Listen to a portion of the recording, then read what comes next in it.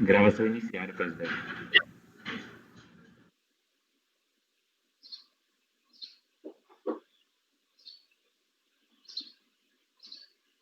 Senhores, boa tarde. Dando seguimento à nossa reunião de julgamento de outubro de 2020, reunião da primeira turma ordinária da segunda Câmara, da segunda sessão do Conselho Administrativo de Recursos Fiscais. Nós vamos passar, e agora, por conta do permissivo contido na nova redação do artigo 11 da portaria CARF 17296, a gente vai antecipar o início da sessão de julgamento da tarde desse dia 5 de outubro, com a ressalva de que nós temos os processos 27, 28, 29, 30, 31, 32, 33, 34, são todos processos da Caixa de Previdência e Assistência dos Servidores da Fundação Nacional de Saúde, e esses processos terão acompanhamento do contribuinte, do patrono do contribuinte, e ainda uma apresentação, uma sustentação oral por vídeo. Então, esses processos nós deixaremos efetivamente para julgá-los na parte da tarde de hoje. E assim a gente vai iniciar nossos trabalhos agora, pelo processo do item 35 da pauta, com a ressalva de que a turma está completa com todos os seus titulares, nominados aí na ordem de votação pelo conselheiro Daniel, conselheiro Rodrigo, conselheiro Francisco Guarita, conselheiro Douglas, conselheira Débora, conselheiro Sávio, conselheiro Marcelo e eu, Carlos Alberto. O primeiro processo, então, sobre o qual nós vamos nos debruçar é o processo 35, processo final 2007-11, do Centro de Diagnóstico Cardiovascular Limitada. Temos dois processos desse mesmo contribuinte, que é o item 35 e 36, ambos de relatoria do conselheiro Douglas. Conselheiro, por favor, fique à vontade para indicar qual que é o mais adequado, que o senhor entenda mais adequado para a gente trabalhar nesse momento. Bom dia a todos. Acho que vamos começar pelo processo 35, que diz respeito à obrigação principal, o outro é obrigação acessória, descumprimento de obrigação acessória.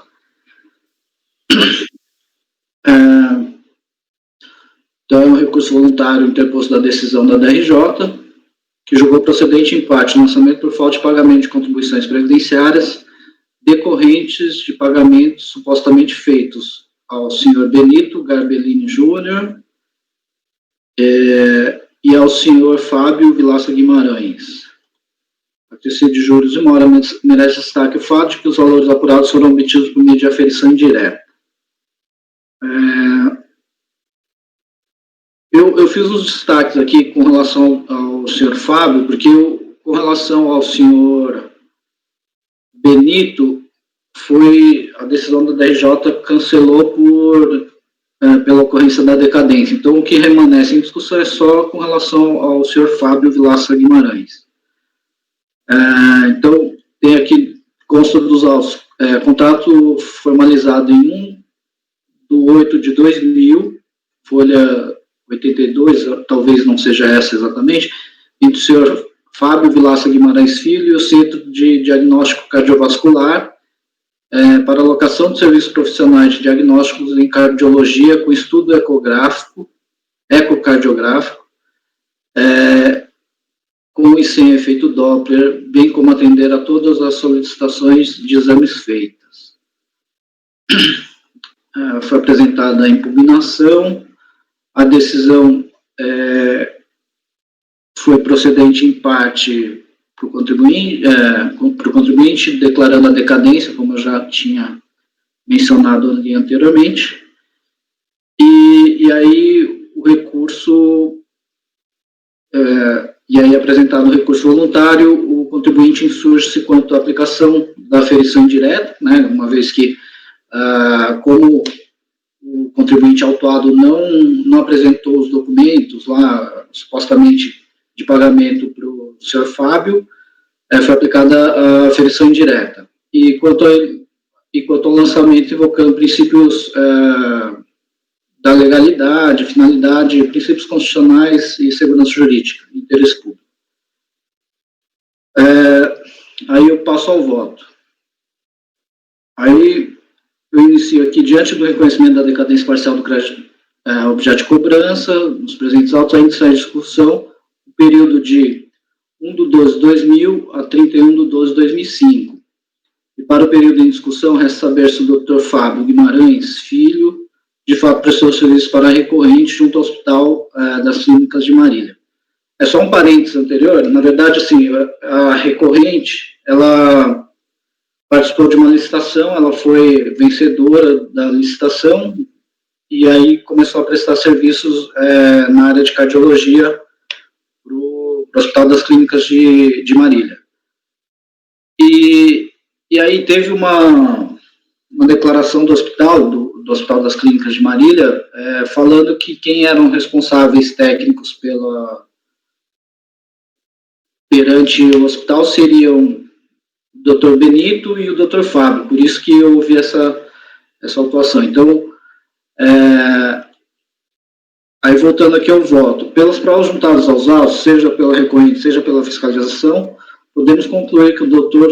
Fábio prestou serviço ao Hospital das Clínicas de Marília no período compreendido entre 29/11/1994, laudo assinado aí constante as folhas 1358, 13/11/2001, laudo assinado a folha 1364. Portanto, de acordo com a observação feita acima,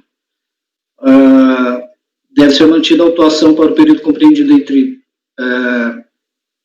1/12/2000 a 31/12/2001. Apesar de haver a rescisão do contrato entre a recorrente e o Dr. Fábio, datado de 16/5/2001, verifica-se que houve a prestação de serviço no dia 13/11/2001, portanto, posteriormente à data da rescisão.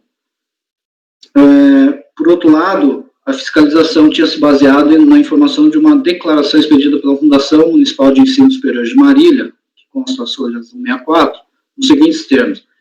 Então, essa declaração apresentada em 2005, ela falava que de 1996 a 2005, o Dr. Fábio Vilaça era o responsável pela área de ecocardiografia.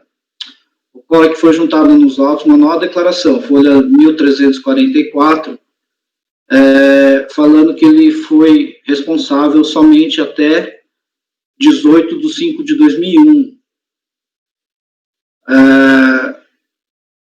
E essa declaração até faz menção expressa aqui, no final, por ser expressão da verdade, firmamos a presente, sob as penas da lei, ficando anulada, sem qualquer efeito, a declaração expedida em 20/1/2005, que é a anterior, tá? Então, logo, essa declaração tornou sem efeitos a declaração constante, a folha 164, tem força provante e deve ser considerada, de modo que, em tese, o Dr. Fábio Vilaça Guimarães Filho só esteve como responsável técnico pelos serviços prestados pela recorrente até 18/5/2001. Por outro lado, não se deve ignorar que houve efetiva prestação de serviço pelo Dr. Fábio Vilaça Guimarães Filho para a recorrente pela apresentação do laudo constante à folha 1364. Portanto, a meu ver, deve ser mantida a notificação de lançamento para o... Aí eu fiquei na dúvida, mas aí eu acho que tem que ser do período até dezembro de 2001. Então, eu estou dando parcial provimento para reconhecer, para manter a exigência referente, na verdade, ao período até dezembro de 2001, na verdade. Porque a fiscalização conseguiu comprovar que ele prestou serviço através de um laudo juntado posteriormente. Mas esse foi até novembro, né, que você colocou aqui, foi até 13/11/2001. 13. Então, eu fiquei meio na dúvida com relação a esse ponto, mas eu estou considerando até a data da expedição do laudo que a fiscalização conseguiu comprovar, porque foi feita uma diligência a fiscalização foi lá no hospital e conseguiu encontrou esses laudos que eu mencionei, mas que se refere ao período autuado é só esse último aí. Então, muito provavelmente, no meu entender, o último serviço prestado, entre aspas, foi Mas seria novembro, não dezembro, né? E não dezembro, né? Oi? Seria novembro. E não dezembro, que o presidente estava mencionando era isso, que você colocou na conclusão até dezembro. Sim, novembro.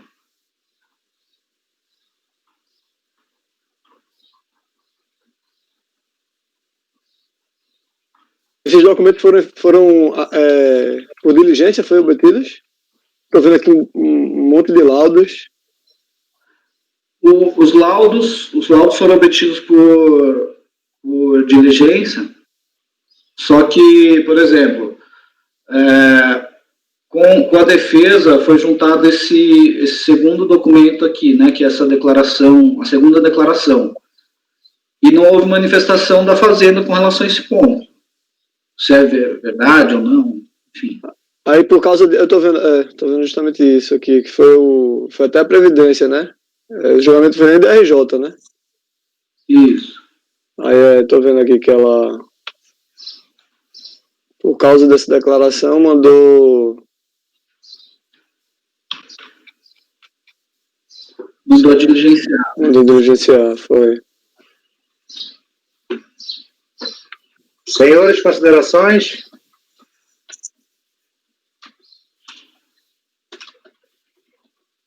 Não, presidente.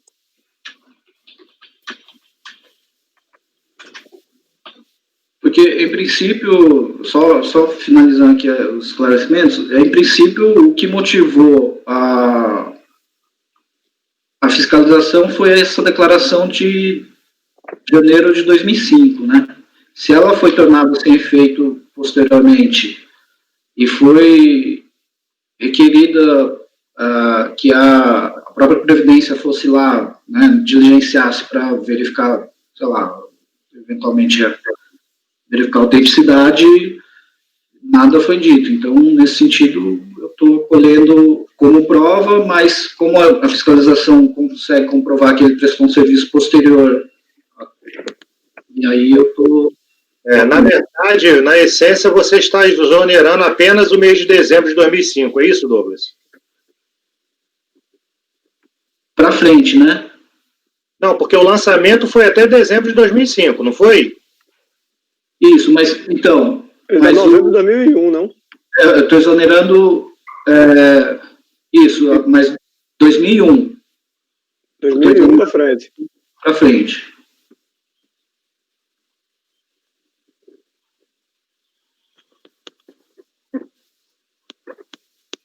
Que foi o último, pelo menos é o que consta.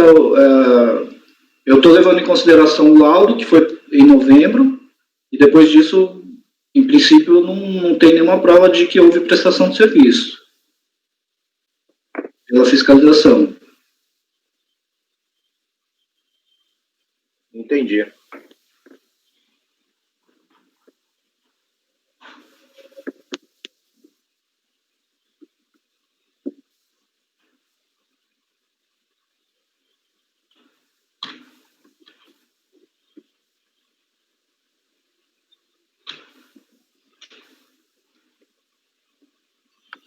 E o restante não iria pela decadência, não, Douglas? Não, do dele não, porque... Calma aí.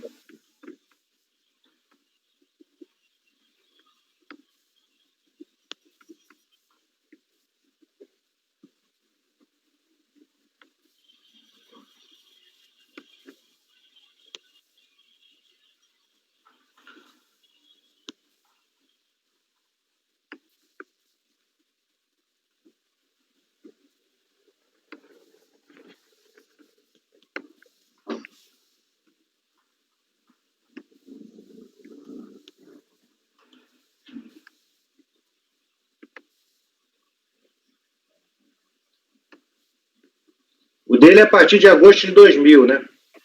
Isso.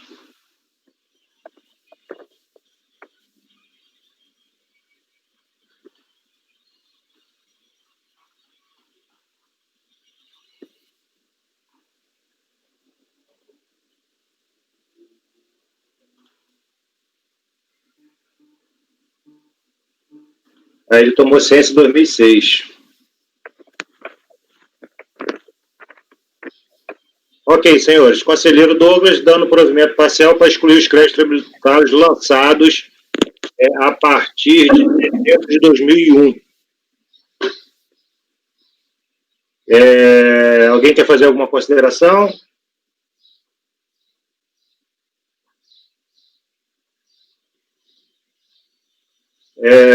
Daniel? Acho que só essa questão da decadência também, ou não? Não, porque como foi 2006, essa parte dele foi só 2000 e 2001, só se pegar só um pedaço. Aí se você for contar no 73, você já começa a contar, né, vai avançando. 2001, né? E a DRJ, a competência da RJ a decadência da RJ já reconheceu, porque o outro já vinha desde 96. Senhores, Daniel, como vota? Eu acompanho, presidente. Rodrigo? Também acompanho, presidente. Guarita? Eu também acompanho a decisão do relator. Débora? Acompanho. Sávio? Acompanho. Marcelo? Acompanho. Eu também acompanho. Então, para o processo item 35, o resultado fica: acordo de membro colegiado por unanimidade, voto em dar provimento parcial e recurso voluntário para exonerar o lançamento fiscal relativo às competências 12 de 2001 a partir, né? Isso, presidente. Exonerar o lançamento fiscal relativo ao...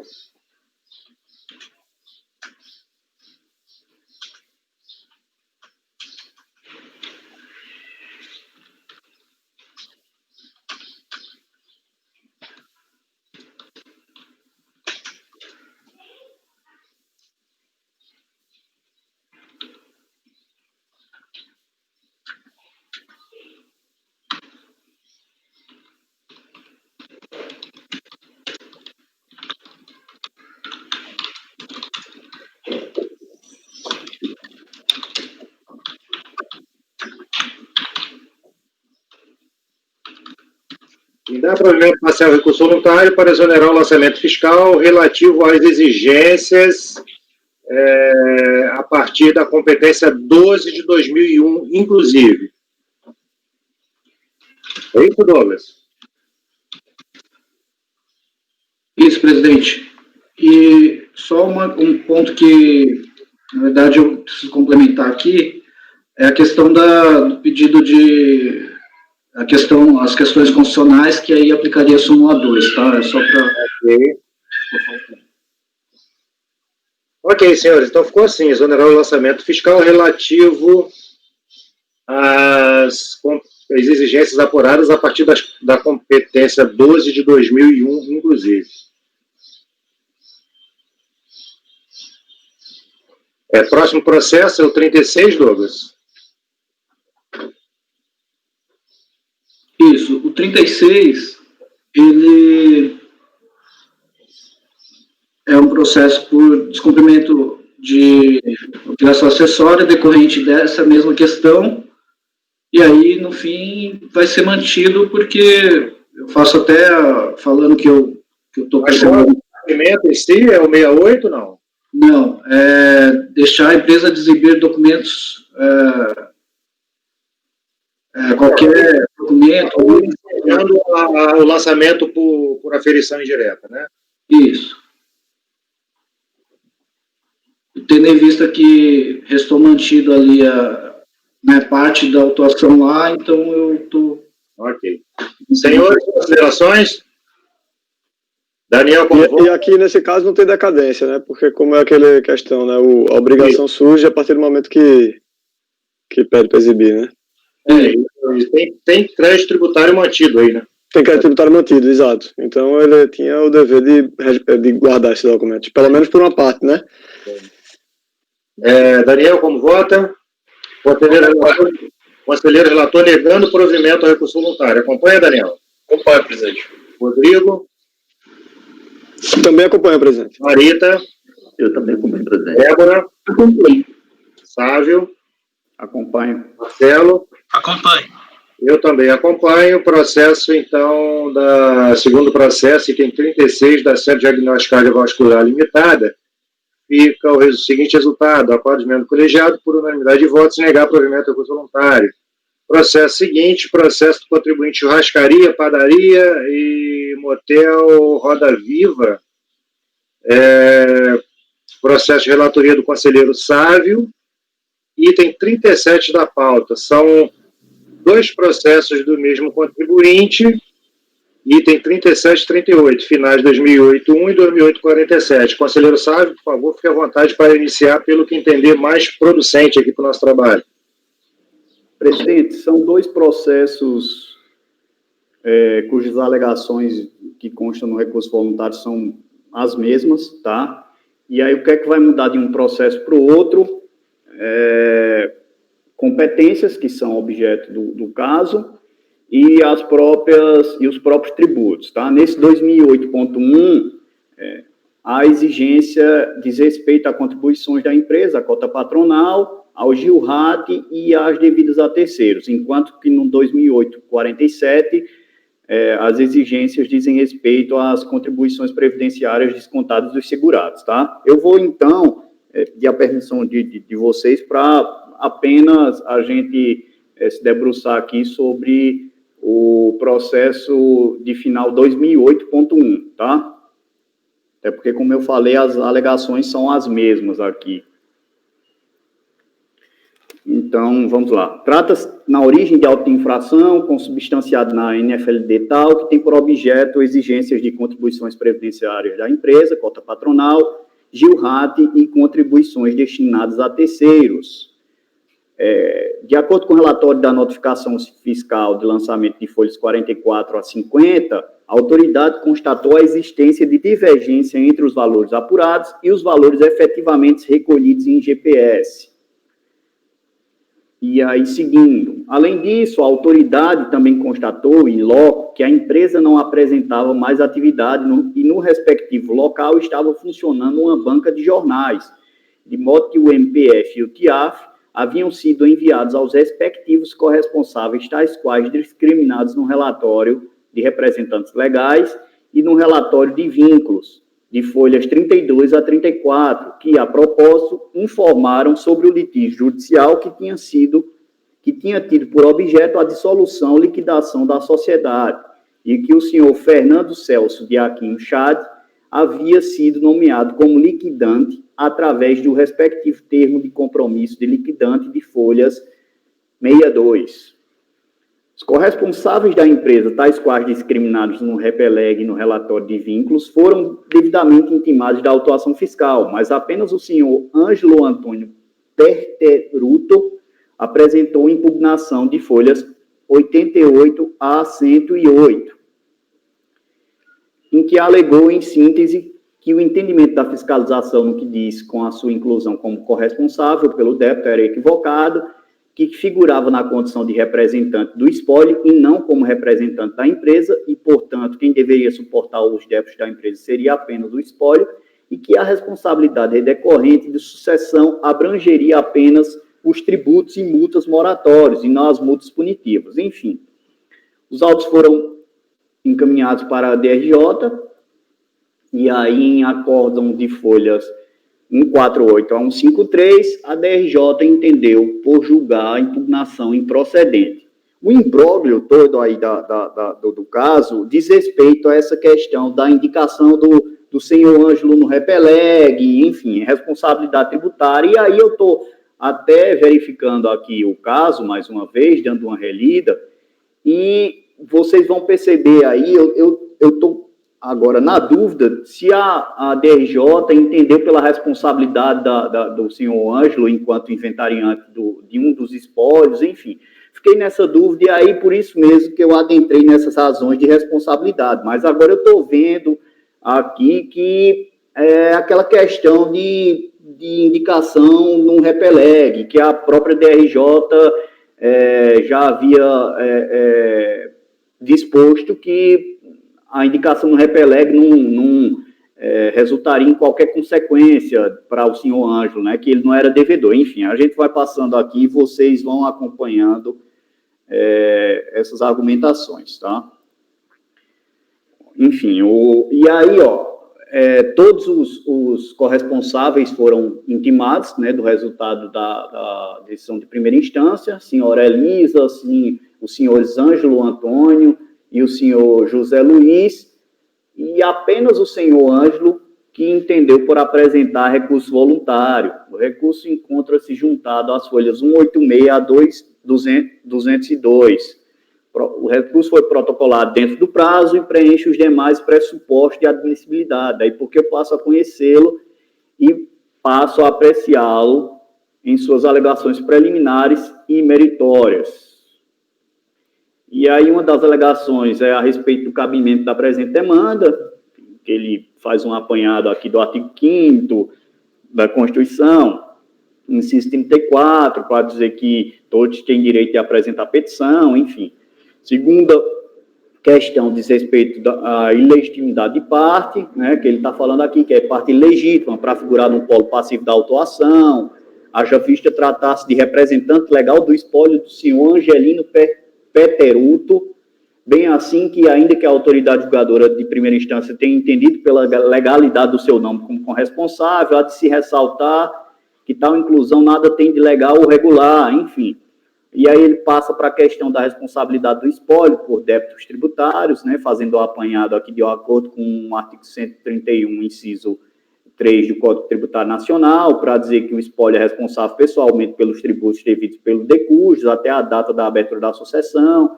E a outra alegação diz respeito à invalidade e ineficácia do ato administrativo, que, no final das contas, se conecta com essas duas alegações anteriores, tá? E aí, por isso mesmo que eu entendi por analisar o recurso sob essa perspectiva da ilegitimidade do senhor Ângelo como inventariante do espólio, tá?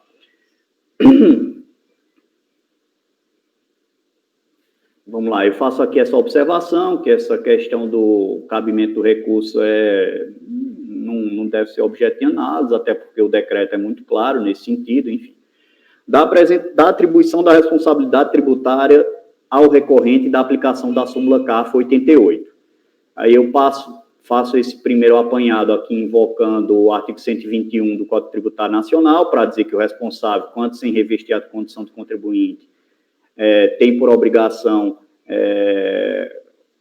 suportar com débito, e essa obrigação decorre de disposição expressa de lei. Passo aqui também a invocar o artigo 134, inciso 4, para dizer que a responsabilidade do inventariante diz respeito aos tributos devidos pelo espólio. Aí faço aqui um apanhado da doutrina a respeito desse artigo 134, inciso 4, mais doutrina aqui, para dizer que a responsabilidade do 134 apresenta natureza jurídica que deve ser compreendida a partir da junção de dois pressupostos, quais sejam a impossibilidade econômica de o contribuinte solver com o débito, solver o débito e a atuação culposa ou a ingerência por parte do responsável, no que diz respeito à situação ensejadora do financiamento da obrigação tributária. E aí eu passo para o caso concreto, né, para as circunstâncias que revestem o caso. Fixadas essas premissas iniciais,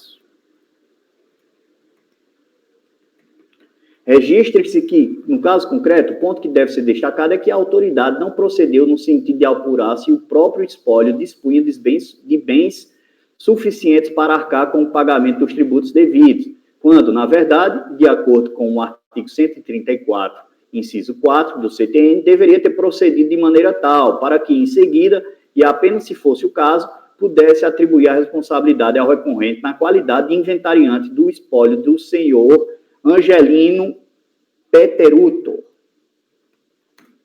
Aliás, note-se que, ao menos aparentemente, a autoridade autuante atribuiu a responsabilidade do recorrente ao indicá-lo como inventariante no relatório de representantes legais, repelegue juntado às folhas 32, e na relação de vínculos juntado às folhas 34, quando se sabe que tais documentos não se prestam a tanto.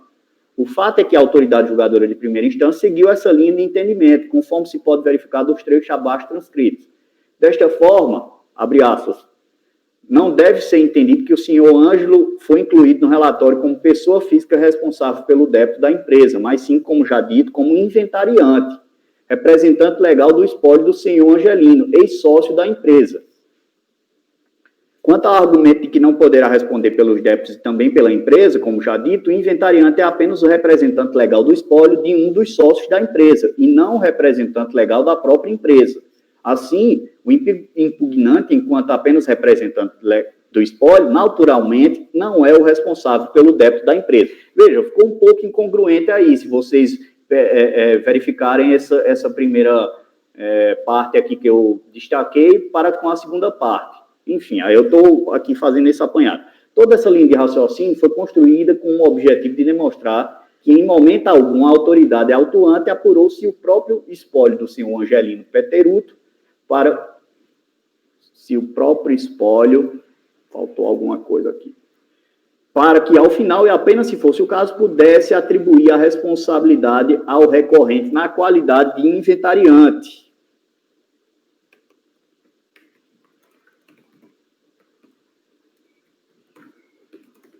Só um instante.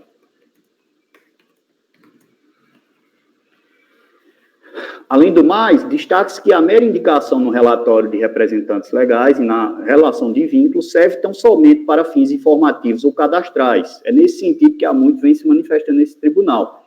Aí aqui colaciono jurisprudência e, posteriormente, trago aqui à baila o entendimento simulado, né, no verbete número 88, que dispõe ali que a relação Coresp, Repeleg e tal, não atribuem responsabilidade tributária às pessoas ali indicadas, enfim. Considerando que a mera indicação no relatório de representantes legais ou na relação de vínculos não tem o condão de atribuir responsabilidade tributária a quem quer que seja, já que sua natureza é meramente informativa ou cadastral, bem assim que, contrariamente ao entendimento simulado, tanto a autoridade autuante quanto a autoridade julgadora de primeira instância entenderam pela atribuição da responsabilidade tributária ao recorrente, tão somente a partir de sua indicação nos referidos documentos, entendo por reformar a decisão recorrida apenas para excluir a pessoa do recorrente da presente autuação. Então, basicamente é isso. Eu fiquei um pouco na dúvida, agora eu estou mais, né, assim, quando eu elaborei esse recurso, eu fiquei naquela, e aí eu tangenciei a discussão para essa questão da responsabilidade. Eu fiquei... Vocês percebem aí que uma hora a DRJ diz um negócio, peraí, ele não é o responsável pelo débito da empresa enquanto sócio da empresa, mas enquanto inventariante, aí depois fala da questão do Repeleg, enfim, e aí eu achei por bem, né, fazer esse apanhado aí sobre essas duas perspectivas, e se a gente entender aí que é o caso realmente da responsabilidade, apenas estou dando parcial provimento aqui para reformar a decisão recorrida e excluir o senhor Ângelo da autuação. Então, é basicamente isso. Não sei se eu me fiz claro nas observações, enfim. Conselheiro, eu até entendi as suas colocações, mas assim, eu só não consigo ler essa incongruência que você leu na decisão da DRJ. A decisão da DRJ fala, não deve ser entendido que o senhor Ângelo foi incluído no relatório, e aí é no REPLEG, lá no relatório de vínculo, né? Como pessoa física responsável pelo débito. Ele não é responsável pelo débito, ele só foi incluído porque era um representante, era um inventariante, representante legal do espólio, só por isso. Então, mas aí é um ponto. Aí ela fala o seguinte, quanto ao argumento de que não poderá responder pelos débitos e também pela empresa, como já dito, o inventariante é apenas o representante legal de espólio do sócio da empresa e não o representante legal da empresa. Assim, impugnante, enquanto apenas representante do espólio, naturalmente não é responsável pelo débito da empresa. Tudo bem, foram justamente as duas partes que eu grifei. Agora, veja, olha só, essa primeira parte aqui que eu destaquei. Desta forma, não deve ser entendido que o senhor Ângelo foi incluído no relatório como pessoa física responsável... Responsável pelo débito. Isso. Aí ela fala, mas sim... Como já dito, como inventariante, representante legal do espólio. Aí é onde que entra a questão da responsabilidade. Porque eu entendi a outra, tanto que eu grifei aqui, destaquei a última parte. Mas nessa parte aqui, qual é o ponto? A questão da responsabilidade de espólio e inventariante, eu só posso atacar o inventariante se eu vou primeiro no espólio. Foi o que a Receita não fez. Entendeu? Olha o que é que ela está falando. Enquanto pessoa física, ele não é responsável.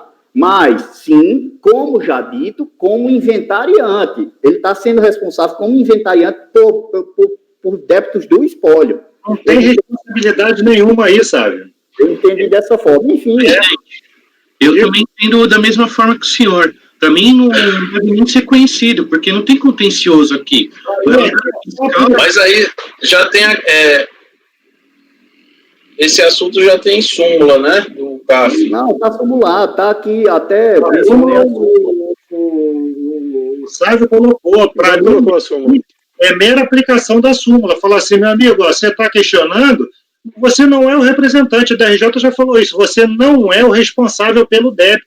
Você consta no relatório de vínculo e esse relatório de vínculo não atribui responsabilidade conforme a súmula tal e pronto. Negar provimento ao recurso e tocar para frente. Presidente, só uma dúvida aqui. O lançamento, ele fala que a GFIP tem valores maiores, declarados maiores do que foram recolhidos. Ele está fazendo... se foi já declarado a maior em GFIP, não teria que apenas ser cobrado essa diferença já direto?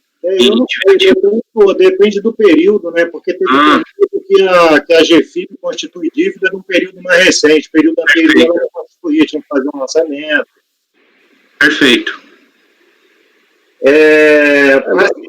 Da minha... Tá escrito pela DRJ, dizendo que o camarada falou, olha, você foi incluído nesse relatório, que é o relatório de vínculo, não como responsável pelo débito, mas apenas como todos os sócios são colocados lá como representante. E a súmula fala assim, ó, a inclusão desse no relatório não atribui responsabilidade. Ele só diz que ele é inventariante só pelo vínculo, né? Justamente, o nome é relatório de vínculos. Ele não diz, você não é responsável, você está aqui figurando porque você é inventariante. Isso aí. Né? Enfim, como se fosse um sócio de empresa e tal. Mas ele fala claramente, né? E aí aqui a eventual responsabilidade dos sócios somente será posteriormente apurada em sede de execução fiscal e não na fase administrativa. Não cabe nesse tipo de discussão, tal. Perfeito. Concorda aí, conselheiro Sávio? Ou continua na sua dúvida aí, nesse regimento? Pois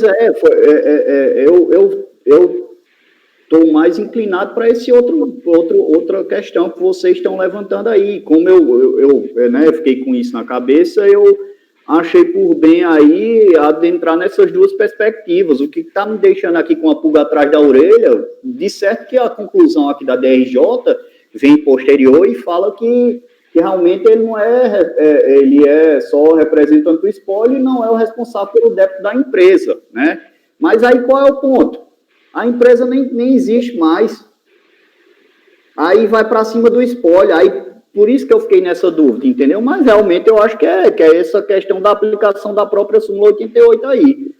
Eu fiquei realmente com essa pulga atrás da orelha por essa primeira parte aqui que eu destaquei. Desta forma, não deve ser entendido que o senhor Ângelo foi incluído no relatório como pessoa física, mas sim, como já dito, como inventariante.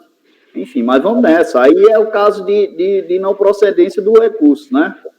Exatamente. Senhores, alguém quer fazer mais alguma consideração? Conselheiro relator, negando provimento ao recurso.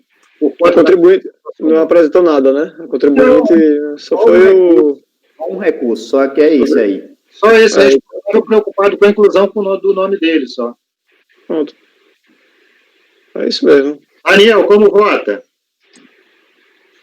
Eu acompanho, presidente, relator. Rodrigo? Também acompanho, presidente. Francisco? Eu também acompanho. Douglas? Acompanho, presidente. Acompanho. Marcelo? É aplicando a súmula, né, presidente? Isso, aplicando a súmula. Acompanho. Eu também, então, acordo aos membros do colegiado por unanimidade de voto negar provimento ao recurso voluntário. Item 38, sabe, é a mesma questão, o mesmo resultado? É a mesma coisa, só o que muda aí é questão de competências e o que está em jogo. Tá? Perfeito. Então, para o item 38, da mesma forma, acordo aos membros do colegiado por unanimidade de votos negar provimento ao recurso voluntário. Item 39, distribuidora Lunar. Item 39, 40, 41. Também de relatoria do conselheiro Sávio, processos que foram retirados de pauta a pedido da Procuradoria da Fazenda Nacional. E esses processos retornarão em reunião de julgamento a ser agendado oportunamente. Passemos ao processo seguinte, item 42 agora, Exave Veículos Limitada, relatoria da conselheira Débora Fófano. Por favor, conselheira Débora, fique à vontade.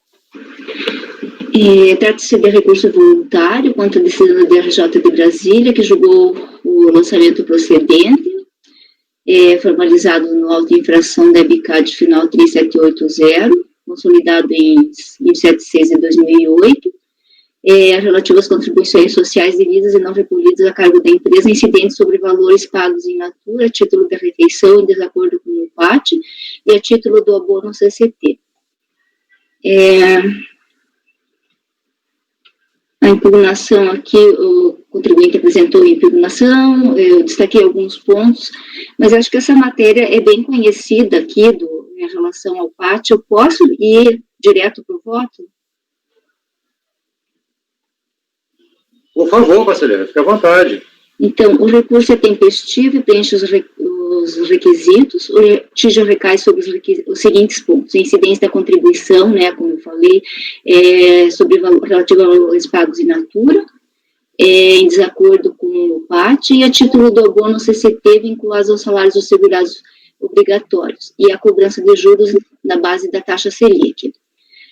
Segundo o abono CCT, segundo relatado pela autoridade lançadora, a empresa efetuou o pagamento dos seus empregados a título de abono CCT, vinculado aos salários, conforme atesta o termo aditivo à convenção coletiva do trabalho. No caso, esse abono, ele se amolda às condições previstas aqui no ato da Procuradoria, esse ato declaratório 16, e o parecer PGFN 2114.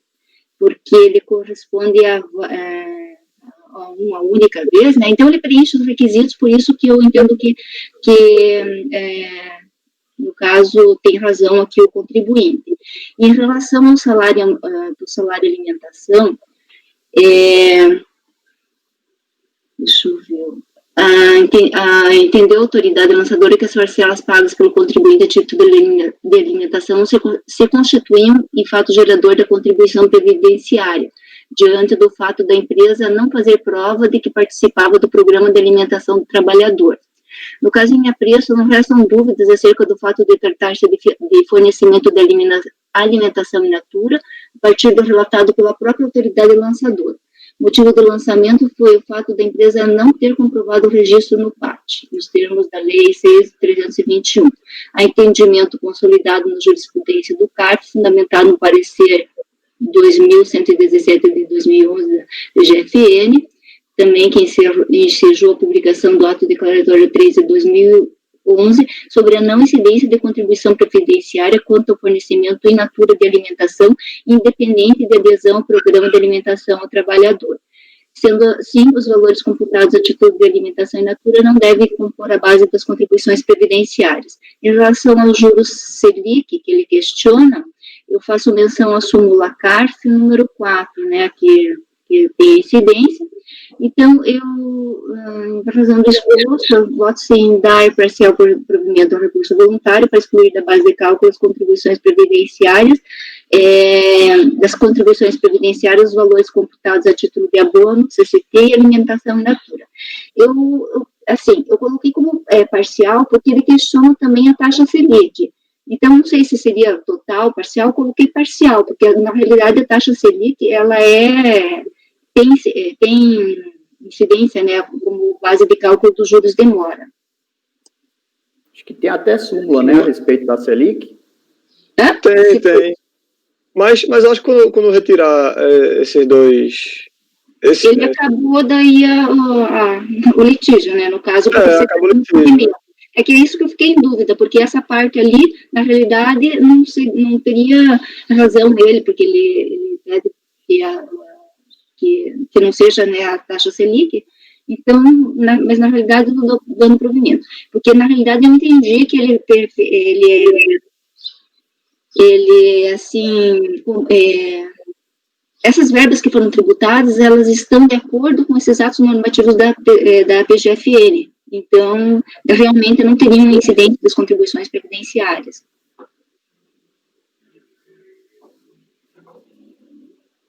Débora, esse abono, ele teria sido pago entre os meses de fevereiro a maio, é isso? Deixa eu dar uma olhadinha, presidente. A gente eu comentei, né, no caso anterior que eu relatei, que havia um abono que foi pago num determinado momento, e aqui a fiscalização ainda fala sobre a vinculação ou desvinculação do salário, que ele é proporcional ao salário, né? Presidente. Diga. Aqui, do abono, eu estava lendo aqui o relatório, eu falo o seguinte, lá na CCT, parágrafo 1º, né, cláusula 1ª, parágrafo 1º, todos os empregados não comissionistas admitidos até 31/12/2003 receberão no mês de maio de 2004 abono no percentual de 70% sobre o salário base do empregado em vigor no mês de novembro de 2003, ficando o abono limitado ao teto máximo de R$ 1.600. Parágrafo 2º. Aos vendedores comissionistas puros ou mistos e demais empregados que recebem remuneração variável, admitidos até 31/10/2003, será pago no mês de maio de 2004 abono no valor fixo de R$ 320. A meu ver, ele tem caráter salarial, que para você receber basta o simples fato de você ser empregado. É o que ele fala aqui, na minha opinião. Em relação ao PAT, concordo, mas aqui eu acho... Eu fiquei na dúvida, pela tua leitura, aparentemente o pagamento era um mês só, né? Para uma determinada qualidade de funcionário e para outra... outro período. Só que isso provavelmente deve vir sempre, né? Mês a mês. E aí aqui está aqui no relatório que a conselheira colocou, está o levantamento ABN, abono CCT, as remunerações pagas devidas ao acreditado assegurados, empregados e contribuintes individuais relativas às competências 2/4 a 5/4, constante da folha de pagamento. E aí assim já seria para mim aquela questão de eu pagar, não seria um abono único, né? Seria várias parcelas. E tem essa preocupação que ela ela tem vinculação com o salário, até tem um percentual do salário, né? Sim, e recebe quem tem o vínculo, né? Sim, mas eu até entendo que aqui tem um vínculo de um jeito ou de outro, né? Porque eu não imagino que tivesse um abono para uma pessoa que não tivesse vínculo nenhum. Aí não seria abono, né, para uma categoria profissional, objeto lá de uma convenção coletiva, né? A natureza do próprio abono é pagar para um colaborador qualquer, né? Agora, a minha preocupação é a questão da quantidade, né, do que é habitualidade. Quando eu uso essa manifestação da Procuradoria, e eu até coloquei no processo anterior, eu falo, a gente tem que responder 4 coisas, né? Aí eu boto, foi isso, foi aquilo outro. Então eu procuro, só entendo que se tiver lá expressamente, se eu puder responder esses questionamentos todos no sentido que a própria Procuradoria está entendendo que não vai questionar, né? Porque nesse caso aqui, no caso anterior eu falei assim, está desvinculado, está escrito lá que era desvinculado, mas foi único? Não, porque para mim não foi único porque ele pagou lá, eram várias parcelas, né? E aqui aparentemente eu não sei se é único ou se não é único. É por isso que eu questionei, porque quando ele fala aqui das competências 2 a 5, né? E a outra questão aqui que é relevante é a vinculação. Tem ou não tem vinculação ao salário? É percentual do salário? Talvez a partir do momento que coloca um percentual de salário, Vinculou. seja vinculado, né? Eu acho que é assim, não é um valor fixo feito para os empregados admitidos depois de dezembro, que é R$320 e tal. Recebendo um valor fixo só para todo mundo, para geral. Esse restante não, é um valor que depende do salário do cara. Então, me parece vinculação. Presidente, eu altero meu voto nesse sentido, eu concordo com as colocações. Em relação, então, ao abono, eu vou manter sob esses dois argumentos, então, que não foi uma parcela única e está vinculada à remuneração do trabalhador. Então, eu vou dar parcial provimento, né, no sentido de ser mantido esse abono CCT e a questão dos juros Selic lá também. Então, só para excluir da tributação a questão do salário alimentação in natura. Porque esse próprio auditor fiscal, porque a dúvida que tem uma discussão que eu estive vendo um pouquinho, é a questão de como que é pago esse salário alimentação aí, se é em TIC, tem uma discussão, e ali o relatório, a autoridade lançadora lá, ela não deixou dúvidas que ela pegou da contabilidade e é salário in natura, sabe? Só a questão do que não foi acatado como rendimento, não foi excluído da tributação da contribuição previdenciária, porque a empresa não estava vinculada ao PAT. Mas eu acato, assim, se for a maioria, e concordo também esse posicionamento em relação ao abono, que eu mantenho. Presidente, a questão do abono, em relação à habitualidade, assim, teria que aguardar, a fiscalização teria que aguardar pelo menos uns 3 anos para haver sempre, né, essa habitualidade de pagamento para lançar, porque já estava vinculado, ele pagou isso a determinado título, né, vinculado ao salário e tudo mais, em decorrência da própria prestação da relação de emprego. Então, por isso, Marcelo, que eu faço aqueles tais questionamentos da Procuradoria. Uma coisa tem habitualidade? Está vinculado ao salário? Então, são coisas diferentes para a gente ver. Se em uma delas, pelo menos, eu não preciso ver as outras. Se uma delas furar, eu já posso descartar, eu posso até dar provimento por outro motivo, mas não amparar na manifestação do ministro lá, assinando o parecer da Procuradoria, dispensando o recurso, né? Mas é uma questão, se não tivesse nada disso, é habitual ou não é habitual? Aí é outra coisa que a gente ia verificar, isso está ocorrendo todo ano, né? Senhores, então a conselheira relatora dando parcial provimento ao recurso voluntário para exonerar o crédito tributário lançado relacionado ao salário alimentação. Como vota conselheiro Daniel? Eu acompanho, presidente. Rodrigo? Também acompanho, presidente. Marita? Eu também acompanho. Douglas? Acompanho, presidente. Flávio? Acompanho. Marcelo? Acompanhe. Eu também acompanho, então assim acordo os membros do colegiado por unanimidade de votos em dar provimento parcial ao recurso voluntário para exonerar o crédito tributário lançado relacionado ao salário alimentação. Ok, conselheira? Tá bom assim? Processo 43, Frigorífico Novo Milênio Limitada. Por favor, conselheira, fique à vontade.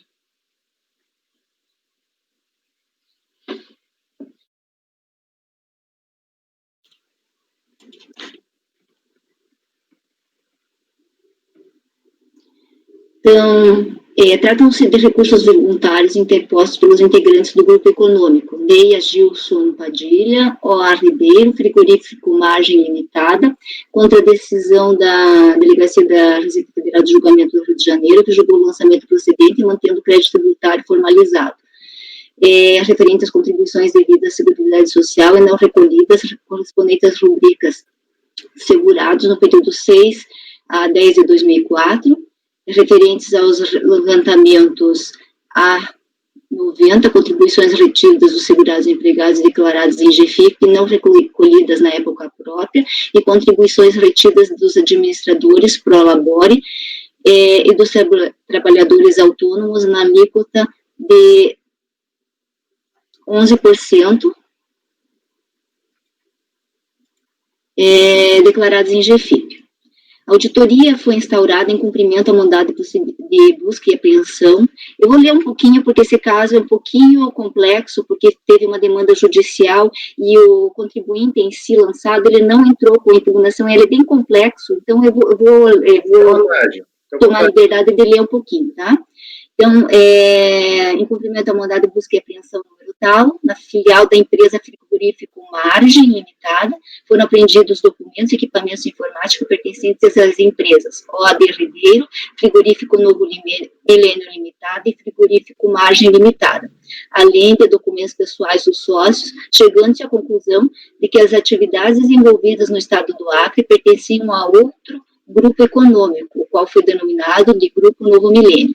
No processo de busca e apreensão desencadeado nesta empresa, em Senador Guilmar no Acre, não foi possível obter nenhum livro contábil, diário e razão, nem livros fiscais, motivo pelo qual os débitos foram apurados com base nas folhas de pagamento de 2 de 2001 a 12 de 2002, olerites, em documentos extraídos pelo sistema CNIS e plenos e tal.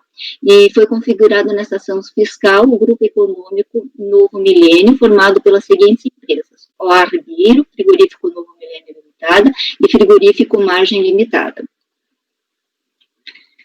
Então, os integrantes do grupo econômico foram cientificados do lançamento e apresentaram impugnação. Daí, no caso, todos eles apresentaram aqui. Daí, aqui estão os argumentos que ele apresenta. Na decisão da DRJ, ela julgou o lançamento procedente, né? No caso, houve a caracterização do grupo econômico, solidariedade, legitimidade passiva, cerceamento de defesa na ocorrência. Daí, eles foram cientificados, né, todos as pessoas e seus responsáveis. Daí eu fiz um resumo, porque é muita gente, para ver quem desses participantes do grupo entraram e quem não entrou com recurso. Então, assim, de todas essas pessoas, inclusive foi até intimado um representante da empresa ali, Margem, que era o advogado, tomou ciência também, mas das pessoas que foram cientificadas da decisão, apenas apresentaram recurso voluntário, o NEI, o Frigorífico Margem e... Deixa eu ver aqui. E o Oswaldo Alves Ribeiro, que era o responsável pela OA Ribeiro. O contribuinte em si, quem foi lançado, ele não apresentou a impugnação. Então, o Frigorífico Novo Milênio, né, não apresentou o recurso voluntário, mas apenas os integrantes. Basicamente, eles repetem os argumentos da primeira instância, que é, ou seja, a inexigibilidade do recurso, que não houve a configuração de grupo econômico, cerceamento de defesa, ilegitimidade passiva. Então, basicamente é isso. E a questão também da apuração, porque o lançamento, como eu li, ele se baseou em valores declarados em GFIP. Então, é a própria empresa que declarou, então, o que foi o lançamento é isso aqui. Então, eles, nesses pontos aqui da insurgência deles, eles chegam até a alegar que a questão da não existência do fato gerador. Então, os recursos voluntários interpostos por Neia, Gilson Padilha, OA Ribeiro e Frigorífico são tempestivos e preenchem os requisitos de admissibilidade. A discussão quanto à exigência de depósito recursal resta superada. Então, tem aqui a súmula do STF. Nos recursos apresentados, verifica-se que as preliminares arguidas se confundem com méritos. Os recorrentes alegam a nulidade do lançamento pelos seguintes motivos: erro formal na intimação do responsável eleito na NFLD, cerceamento do direito de defesa pelo fato dos documentos necessários para tais fins encontrarem-se apreendidos por determinação da Justiça Federal e pela indisponibilidade dos processos administrativos dos documentos nele referidos, exiguidade do prazo para a defesa, falta de certeza de liquidez da NFLD, aquela questão que eu falei que foi baseada em GFIP, né? Necessidade de cientificar o recorrente dos termos de eventuais defesas apresentadas pelos contribuintes, considerados como solidários à NFLD, ilegitimidade passiva e inexistência de grupo econômico de fato. Aqui a questão das nulidades, eu faço menção aos artigos 59 do decreto 70235, falo acerca da responsabilidade pelo lançamento do artigo 142 e os requisitos do auto e da notificação do lançamento. E falo que o lançamento atendeu os ditames legais, não se verificando ocorrência de cerceamento, desde que os interessados conseguiram apresentar, né, além do fato da matéria estar sendo discutida. Da alegação do erro formal da intimação do corresponsável. Aqui, a questão toda é que a NFLD, ela foi cientificada nos termos da portaria, deixa eu ver aqui.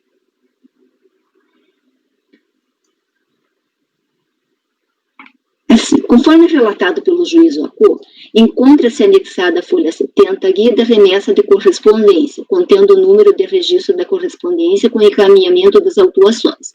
Na folha 314 e 323 foram anexadas cópias dos termos de ciência destinados a cada um dos solidários, com a informação de que os documentos constitutivos do crédito foram encaminhados para a empresa Frigorífico Novo Milênio nos termos... Porque esse artigo 749 da Instrução Normativa INSRP número 3 de 2005, ele diz, que eu até transcrevo aqui, ele dispõe que o auto é encaminhado para o devedor principal, para quem é o lançado, e fica à disposição dos outros lá para consulta. Deixa eu ler aqui certinho o termo.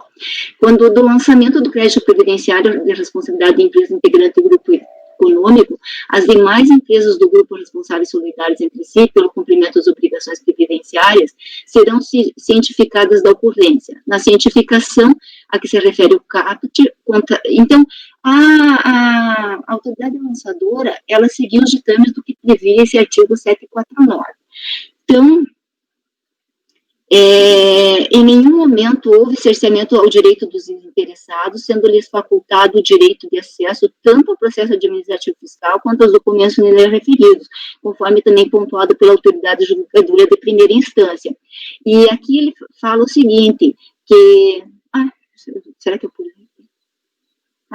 Desculpe, eu estou lendo aqui embaixo do cerceamento. Além do termo de cientificação de entrega, não há nos autos qualquer documento que comprove que os interessados solidários tivessem sido regularmente intimados. Entretanto, valendo-se subsidiariamente da disposição contida no artigo 239, parágrafo 1º da Lei 13.105, segundo a qual o comparecimento espontâneo do réu supre a falta da nulidade da citação, tendo os interessados solidários comparecido aos autos para apresentar as impugnações, a ausência da comprovação de intimação nos termos do 23 foi suprida, não tendo ocorrido qualquer prejuízo aos mesmos. Tal fato seria relevante caso as impugnações tivessem sido intempestivas ou ficasse demonstrado a não ciência da autuação por parte dos contribuintes. Também não há qualquer evidência nos autos de que tenha sido obstado aos interessados o acesso a qualquer informação que pudesse ser relevante para a produção de suas defesas, como se verifica do teor das impugnações apresentadas e, posteriormente, do recurso voluntário interposto. Não se pode dizer que o direito de defesa dos mesmos tenha sido minimamente cerceado. Então, do cerceamento de defesa. Então, eles alegam cerceamento de defesa pelo fato dos documentos necessários para tais fins encontrarem-se apreendidos por determinação da Justiça Federal e pela indisponibilidade dos processos administrativos e dos documentos nele referidos. Todavia, não lhes assiste razão. De acordo com informação constante nos termos de folhas 314 a 323, a seguir reproduzida, esclarecemos que é assegurada às empresas do grupo econômico à vista do processo, ou seja, foi colocada à disposição para o interessado ter acesso a toda a documentação e foi facultado a apresentação de impugnação. Assim, a autoridade lançadora nada mais fez do que seguir os procedimentos definidos no já referido artigo 749, parágrafo 2º, dessa instrução normativa, número 3 de 2005, em nenhum momento houve cerceamento, né, porque foi facultado o direito deles terem acesso aos documentos e ao processo, né. Então, conforme também foi pontuado pela autoridade julgadora de primeira instância.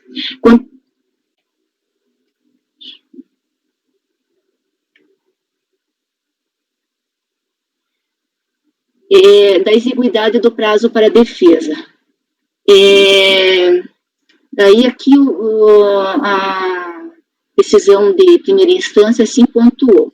Os atos processuais, eles seguem, por força do disposto no artigo 177 do Código de Processo Civil, realizar-se-ão nos prazos prescritos em lei. O prazo para impugnação tem previsão no artigo 243, parágrafo 2º e 293 do Regulamento da Previdência, aprovado pelo Decreto 3.048, com redação dada aqui pela... Então, é a base normativa.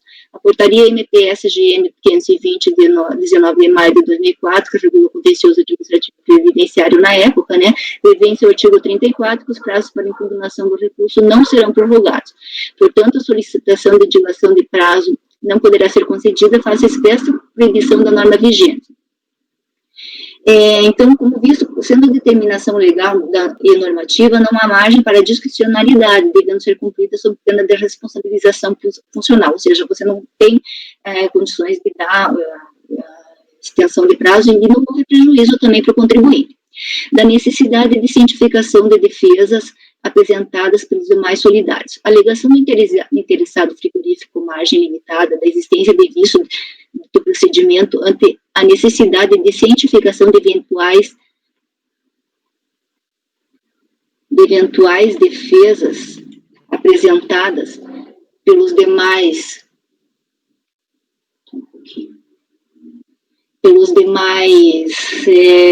solidários, não enquanto abolida na legislação e demais atos normativos vigentes, como se verá a seguir.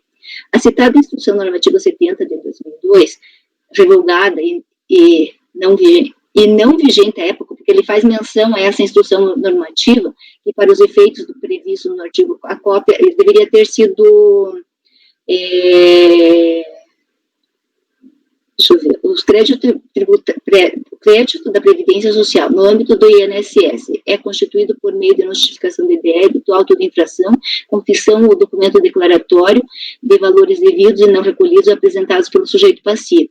Parágrafo 4º. Para os fins previstos no parágrafo 1º do artigo 37, cópia do documento de constituição, ou seja, essa legislação já estava revogada na época da constituição da notificação de lançamento. Da Lei 9784, de 29 de janeiro de 99, que regula o processo administrativo, além do mencionado artigo 28, pertinente à transcrição do terceiro, 26, 28 e 41, que fala sobre a intimação dos interessados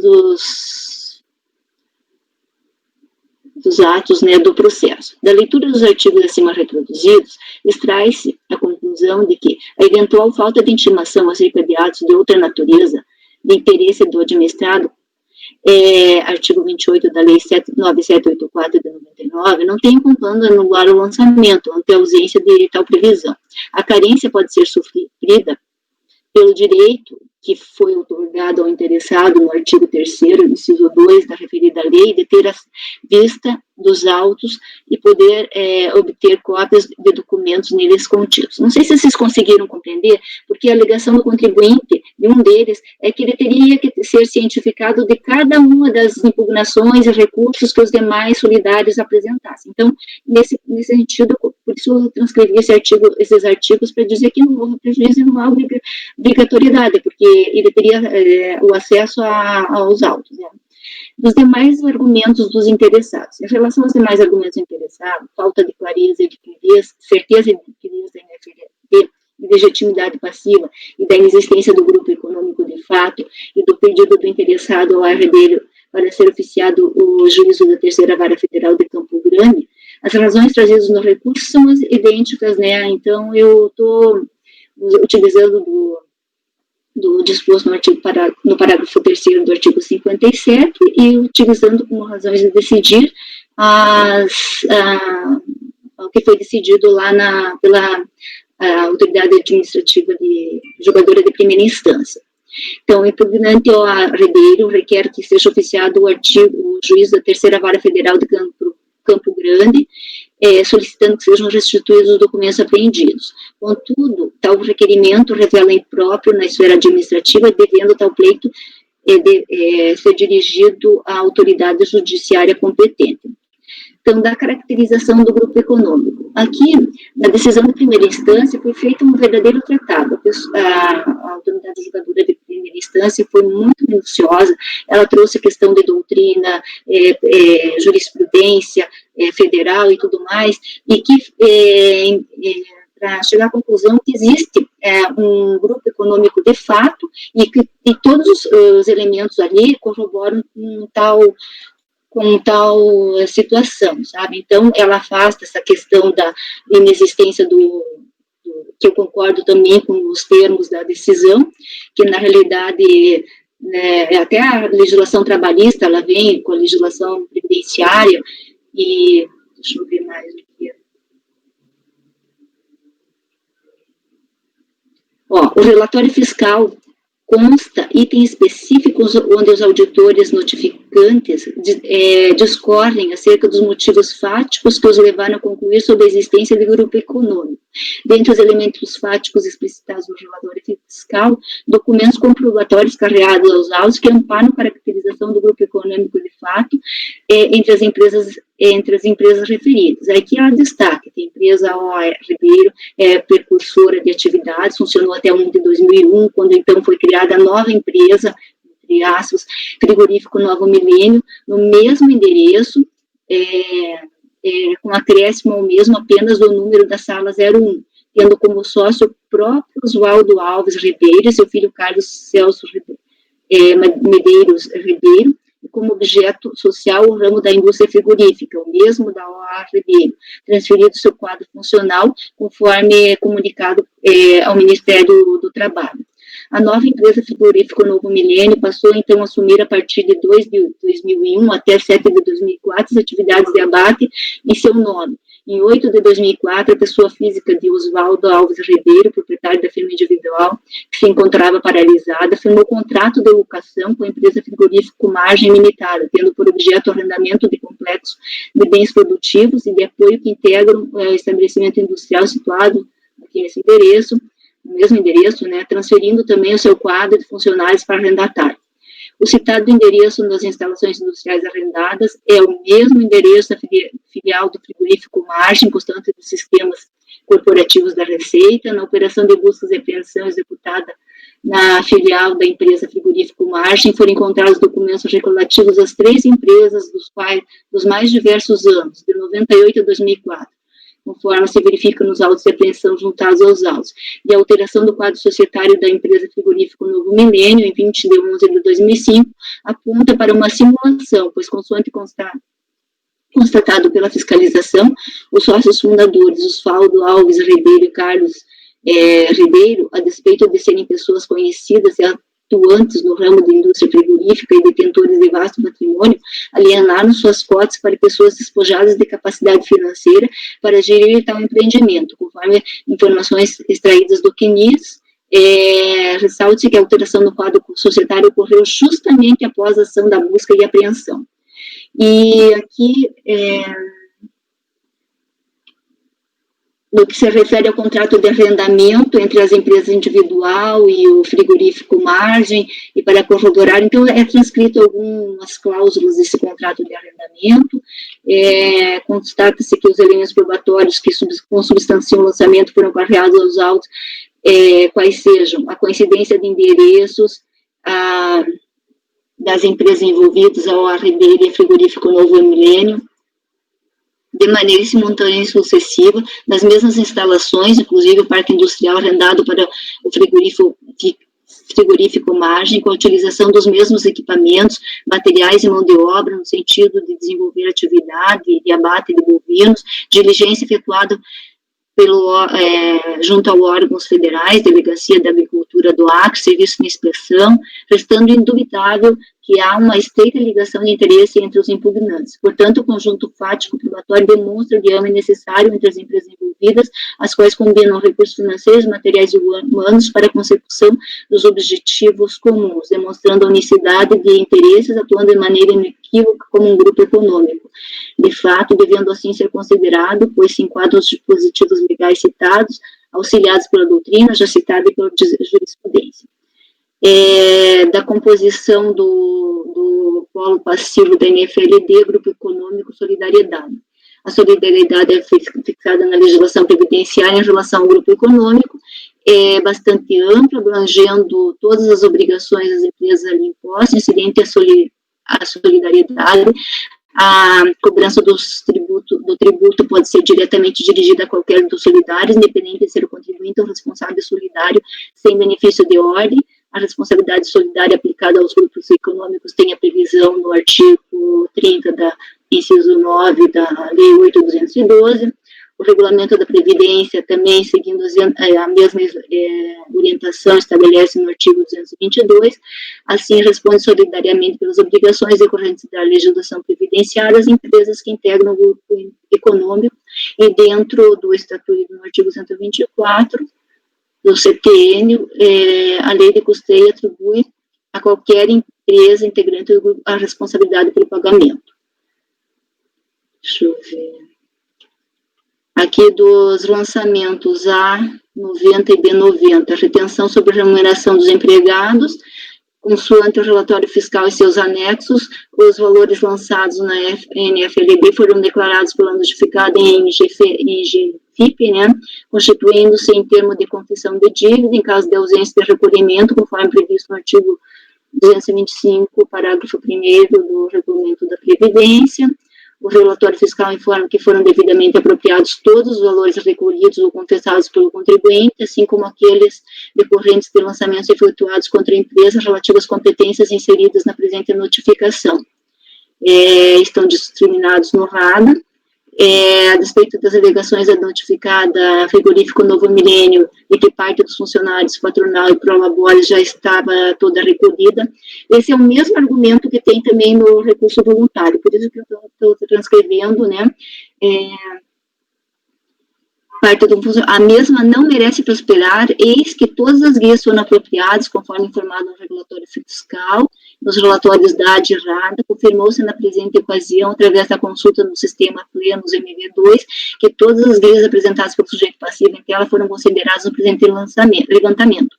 Assim, a emissão desta NFLD apresenta prova contundente capaz de juridicamente manter a constituição do crédito do ora impugnado, porque não está fundamentado em suposições de fatos, mas sim em documentos apresentados nas declarações prestadas pela própria notificada. Por fim, semelhantemente ao ocorrido nas impugnações apresentadas, também nos recursos interpostos se constituem delegações genéricas, desacompanhadas de provas materiais relativamente a fatos geradores que motivaram o lançamento do crédito tributário em questão, pois não foram juntados aos autos qualquer elemento ou fato novo que justifique a alteração dos procedimentos efetuados pela fiscalização e a decisão do juiz do acordo. Do pedido de diligência, aqui eu transcrevo o artigo, falo sobre o artigo 16, inciso 4 do decreto 70/235, né? No caso concreto, conforme relatado anteriormente, nos itens 86 e 89 do relatório, não procede o pedido de diligência, estando comprovado nos autos que foram devidamente apropriados todos os valores recolhidos ou compensados pelo contribuinte em GFIP. Ele quer que baixe em diligência para ser checado, ele diz que é atribuição do fisco na hora do lançamento, fazer esse casamento, verificar o que foi recolhido, mas isso já foi feito e a própria autoridade ali confirma.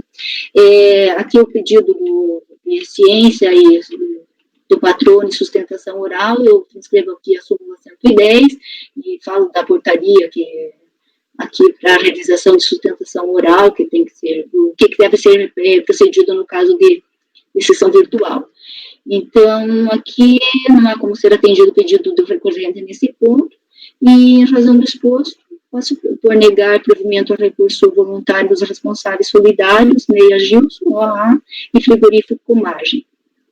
Esse é o meu voto. Senhores, considerações? Só uma pergunta, Débora. Esse Neia Gilson, ele foi apontado como solidário?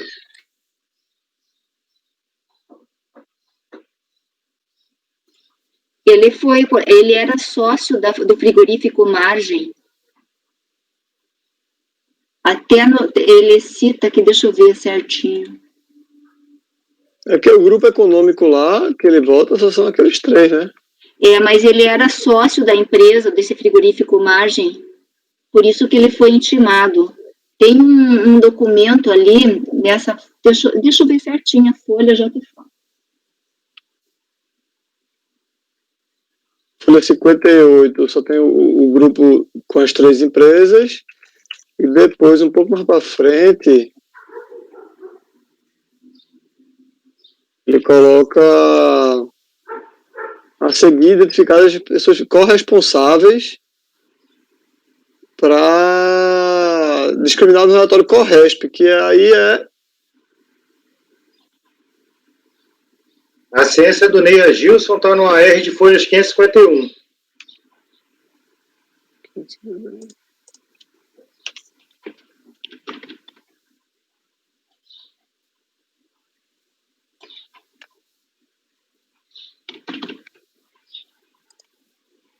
Na folha 314, tem aquela comunicação do lançamento, então diz, interessado, Ney Gilson Padilha, proprietário do Grupo Margem.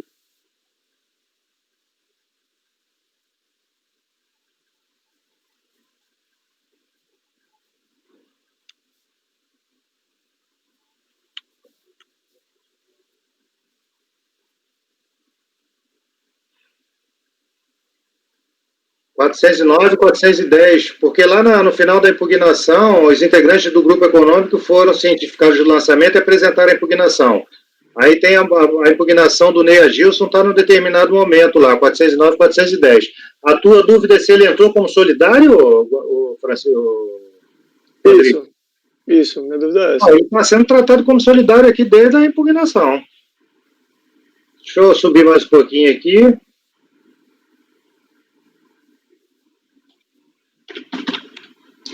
Na folha 314, quando a autoridade lançadora faz a ciência dos solidários, lá ela identifica ele como Solidário.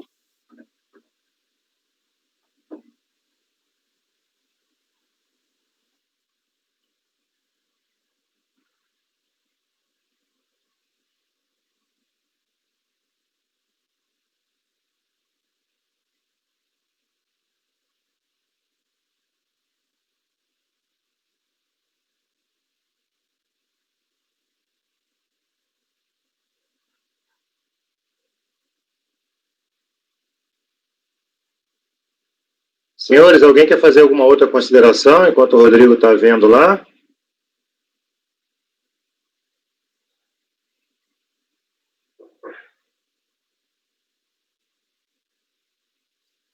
Entendi. Porque o relatório dá a entender que só seriam as empresas mesmo, mas ele recebeu intimação e tudo mais, né? É porque as empresas constituíram um grupo econômico, né? Isso. E geralmente quando bota esse Constituição Grupo Econômico, até bota as pessoas físicas no meio também, né? Muitos relatórios a gente vê assim. Aí eu fiquei sem saber onde é que ele apareceu aí nesse... Ele é solidário por ser sócio aí, tá envolvido com essas empresas que compõem esse grupo econômico.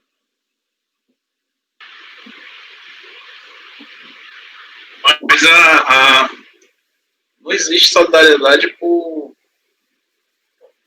pelo simples fato de ser sócio, né? Ele tem que ter agido lá de acordo com aquele artigo lá que você tem, 135, acho que terceiro, 135, agido com excesso de poder, infração à lei, que é bem... Eu só comentei porque ele tem duas situações diferentes. Uma questão é solidariedade, a outra questão eu vi o grupo econômico que foram essas empresas. Ele está desde a época da impugnação aqui, apresentou a impugnação como responsável solidário, senão não teria nem impugnação para ele, se ele não fosse solidário. Mas mas é um ponto que ele trata de defesa, não? Só dá uma olhadinha aqui ou ele não traz essa conformismo em relação à responsabilização solidária dele? Eu tenho uma dúvida só com o Rodrigo se ele era solidário ou não. Não vi discussão aqui relacionada a eu cumprir os requisitos para ser considerado ou não solidário, né?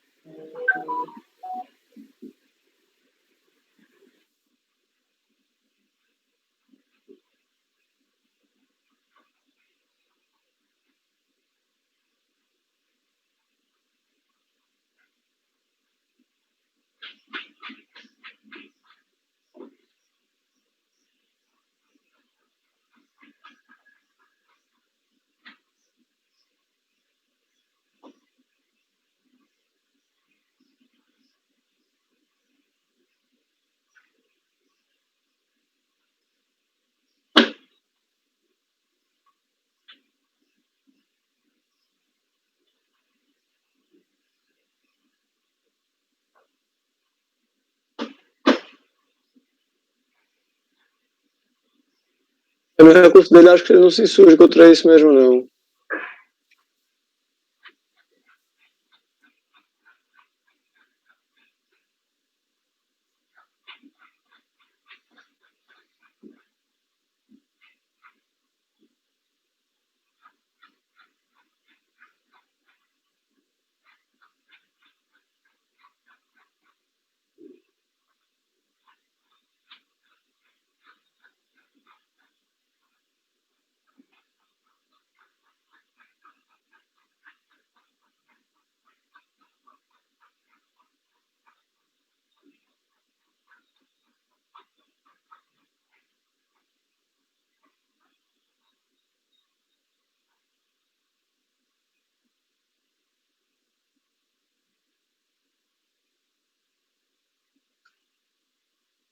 Na verdade, ele é o proprietário do Grupo Margem, né? E ele foi, folhas 314 lá do quadradinho, ele foi cientificado como proprietário. Por conta da consideração do grupo econômico, né? Das empresas Novo Milênio.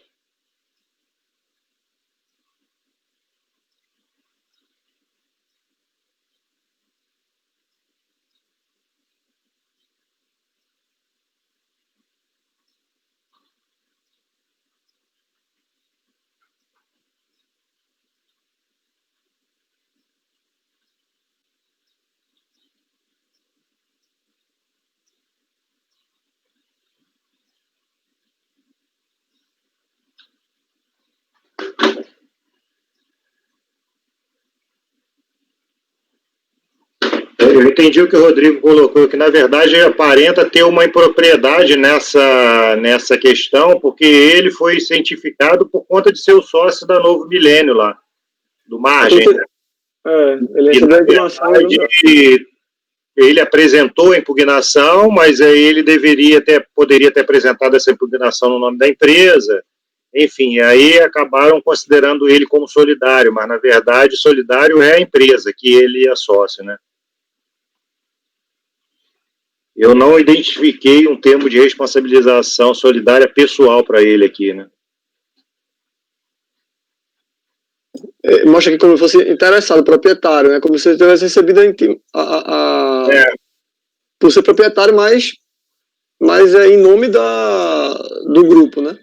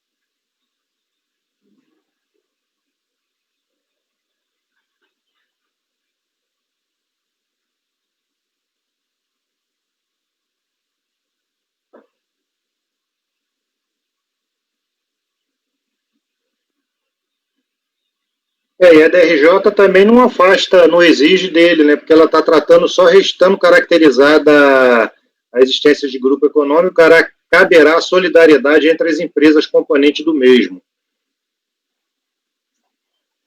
E quando cita a impugnação que ele apresentou, fala... Aí chama ele de solidário, fala, o solidário alega, mas essa impugnação está lá em folhas 405...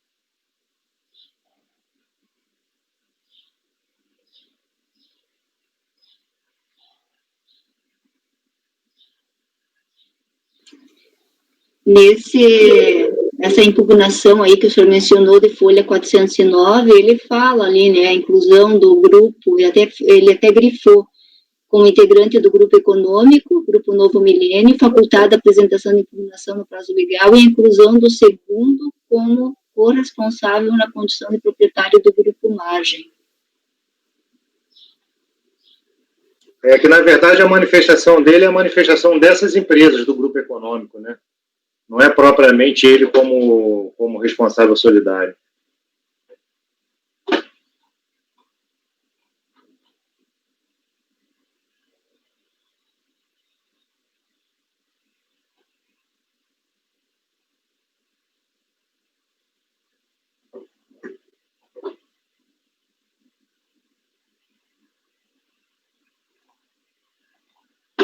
De todo modo, foi ele que apresentou a notificação. Me parece que é só uma questão de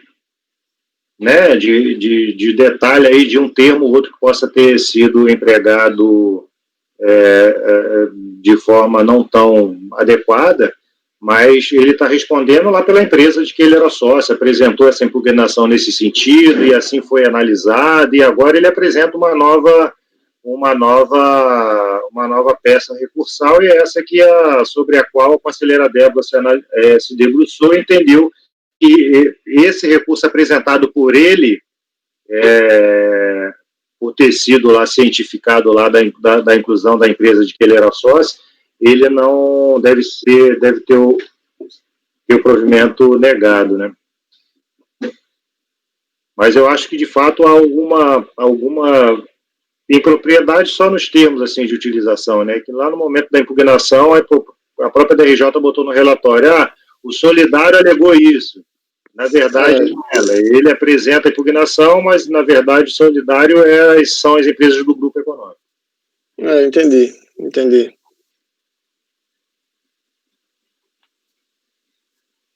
Ele apresenta em nome do Grupo Novo Milênio. E não conhecer agora seria meio que